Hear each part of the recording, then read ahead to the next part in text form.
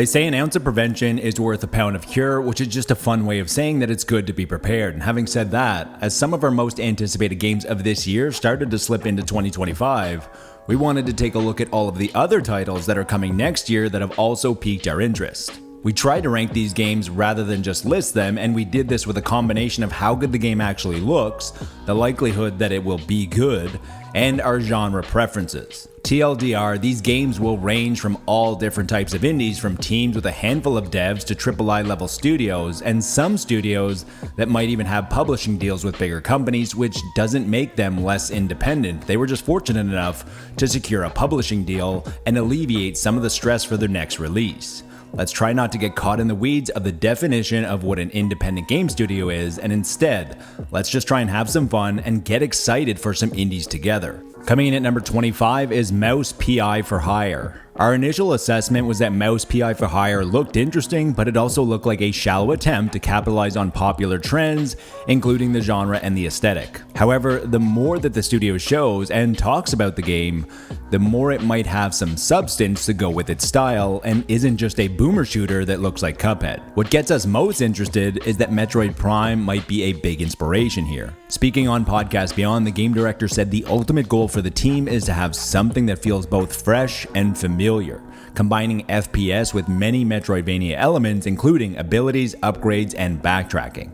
Coming in at number 24 is The Midnight Walk. Moonhood is the new studio that was founded by the creators behind Lost in Random, which has a clay aesthetic, but was all created digitally. With their debut game, The Midnight Walk, Moonhood took this a step farther. Every asset was first created and modeled using real clay and then scanned as a 3D asset into their game engine. This hands-on approach is obviously a lot more work, but it immediately looks very unique. There is no replacing the real thing. According to the co-founder of the studio, this hands-on approach has organically created a grittier and more poetic feeling. When you combine the art direction and the literal hands-on approach with the tonally dark atmosphere that the game is going for, which looks like a playable version of Tim Burton's A Nightmare Before Christmas, Midnight Walk is one we can't wait to try. Coming in at number 23 is Drop Duchy. Trying to add a fresh perspective to the geometric puzzle genre is a rare occurrence. That is exactly what Sleepy Mill, a small indie studio founded in 2023 by former Ubisoft Paris lead gameplay designer, have done. Their debut title takes the familiar Tetris gameplay and combines it with deck building, roguelike, and medieval tactics. Maybe you could even call it a Tetris-like. Instead of trying to clear lines with different colors and different shapes, you are trying to build your kingdom, featuring tiles with lakes, rivers, glades, villages, guilds, and more. Each time you play will feel very different due to the procedural nature of the game and its combination of 3 different factions to play as. Line up the tiles right and you should be able to successfully defend your kingdom against enemy troops. At the very least, Drop Duchy looks extremely unique with its blending of genres and minimalist art style. FYI, the word duchy means the territory of a duke or a duchess. Coming in at 22 is Grit and Valor 1949. Grit and Valor 1949 is a real-time tactics roguelike that we got to preview earlier this year, and it was loads of fun. It felt like Into the Breach, Command & Conquer, a dash of tower defense, and then it was all blended up with an alternate World War II dieselpunk timeline. The missions are fast, frenetic, and each one provides you with a different set of challenges as you try to fight back against the Axis in your giant mechs. Each level, you will gain experience which you can use to upgrade your mechs and pilots on future missions. Bonus objectives during each mission provide crucial materials needed to stay ahead of the curve. The end goal is to make it to enemy HQ while you traverse on a map that feels reminiscent of Slay the Spire as you try and turn the tide of war. Number 21, Tales of Iron 2. Tales of Iron was a hidden indie gem where you played as a rat trying to reclaim the land from the evil frogs in this 2D RPG with brutal Souls-like combat. With a unique story of rats versus frogs, solid combat, and a strong narration, Tales of Iron had a very immersive atmosphere. The sequel looks to expand on all of the meaningful aspects of the first game, including the tough combat, crafting, quests, and settlement building. I've yet to see what new features the sequel will bring, but even more of the same with a little extra refinement and more polish wouldn't be a bad thing. Coming in number 20 is Katana Zero DLC. There are a few long shots on the list, and this is the first and easily the most uninformed. There is nothing that indicates that Katana Zero DLC will release in 2025 other than the passing of time. It's been a long time since Katana Zero released, and a week after its release, the studio did say that they were working on a free DLC. On their website, they said it was originally 3 times as big as planned, and then it went to 6 times as big, and then they followed up by saying it's less of a DLC and it's more like Katana 1.5. Katana Zero came to Netflix in 2024, which I think is good news and bad, as it likely helped the studio secure more funds, but it probably also slowed down development, requiring resources to port it there. Coming in at 19 is Deer and Boy. Trying to fill the void left by Playdead has been challenging since Inside released in 2016, and then unfortunately lost a few of its key core members who have moved on to other opportunities. There have been a fair amount of games that got close, like Planet of Lana, Cocoon, and Somerville, but none captured the same magic and atmosphere. Not much is known about this cinematic platformer from Lifeline Games, but if we're only judging by the trailer, which is very atmospheric, and the description where it mentions tragedy and escaping reality, there is a chance that Deer and Boy can fill this void. Coming in at 18 is Slay the Spire 2. Widely considered to be one of the best deck building games, Megacrit is back with what appears to be a lot more of the same, which is a very good thing when the base formula is excellent and addictive like it was.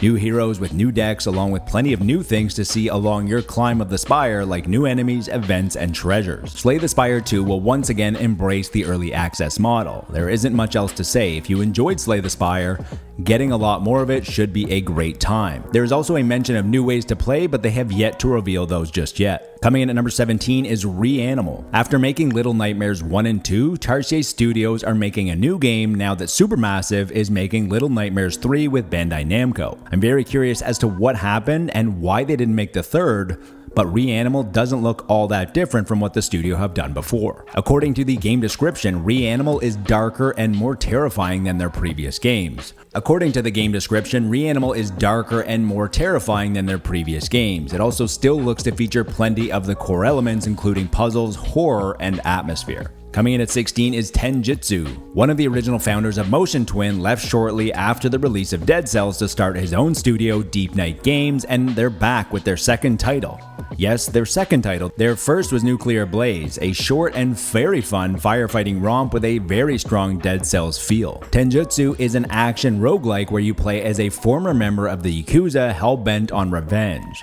This dev sums up the game by saying it's what John Wick would be if he were a roguelike. Devolver Digital has picked up the publishing rights on this one, which bodes well for the quality based on what they've seen. Coming in at number 15 is The Eternal Life of Goldman. Stop me if you've heard this one before. Breathtaking, hand-drawn, 2D side-scrolling platformer. From the team behind This Is the Police comes a platformer that looks stunning, which is due to the attention to detail and what the studio says is frame by frame drawn and colored without cutting any corners.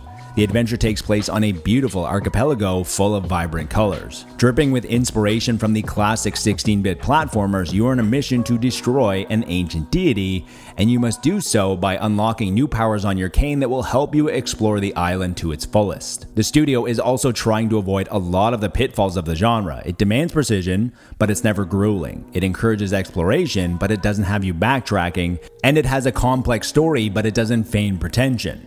All of which is easier said than done, and only time will tell. Coming in at number 14 is Morsels. In the words of the developers, you play as a mouse fighting against a wicked force of cats using magical cards to transform into weird little monsters. With a grimy art style that feels reminiscent of Nidhogg and fast-paced roguelike gameplay where you capture creature powers, Morsel seems to be interesting at the very least. The reason the art style and griminess feel similar to Nidhogg is because Toby Dixon, who is the artist on Morsels, also worked on Nidhogg and Atomicrops. Morsels was easily the standout of the Nintendo Indie World Showcase that it was featured in. The concept of the game sounds very similar to Nobody Saves the World, but the gameplay looks to be a lot more addictive. Morsels was revealed mere days before Annapurna Interactive had their entire workforce quit, and hopefully this won't affect the release of Morsels as they were handling the publishing. Coming in at number 13 is Cairn. Rock climbing games are having a bit of a moment right now. Games like Surmount and Jasant just released in 2024, and now Cairn.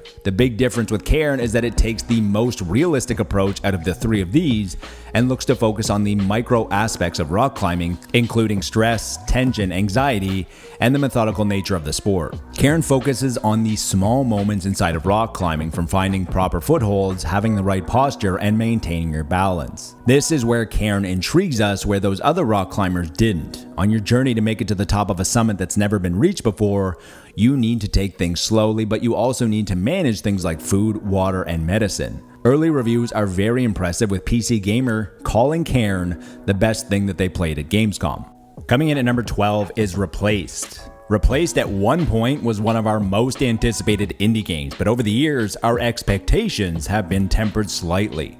Not much can be said about the game that hasn't already been said.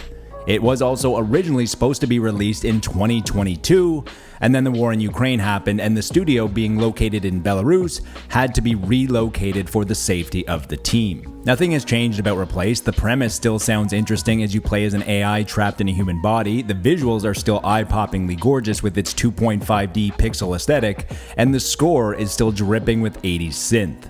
Every trailer that we have seen looks better than the one before. But just over the passage of time, our interest has cooled, but we still can't wait to see how this game turns out.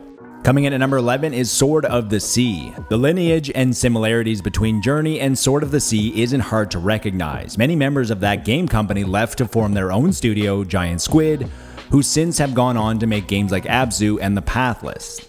The easiest way to describe Sword of the Sea is that it looks like Journey but on a skateboard, and in the place of a skate park is an expansive world full of ruins. The atmospheric adventure has you exploring the remnants of an ancient culture as you try to restore the ocean beneath the desert. Full of all of these skateboarding classics like jumps, carving, and half-pipes, but completely reimagined in a different context. The score is also being done by Austin Wintory, who has become infamous for his scores of games like Journey and Flow, among other high-profile games like Assassin's Creed Syndicate. Sword of the Sea follows in the studio's history with its unique art style that immediately captures your attention, with otherworldly vistas and bold contrasting colors. Before we jump into the top 10, consider subscribing if this list helped you discover a new game or you enjoy the positive atmosphere. We're trying to cultivate a community free from negativity and toxicity. Also, let us know what indie game you think should be in the top 25. Coming in at number 10 is Hollow Knight Silksong. This list is being made in September of 2024, and we are taking a fairly educated guess that it won't release in 2024.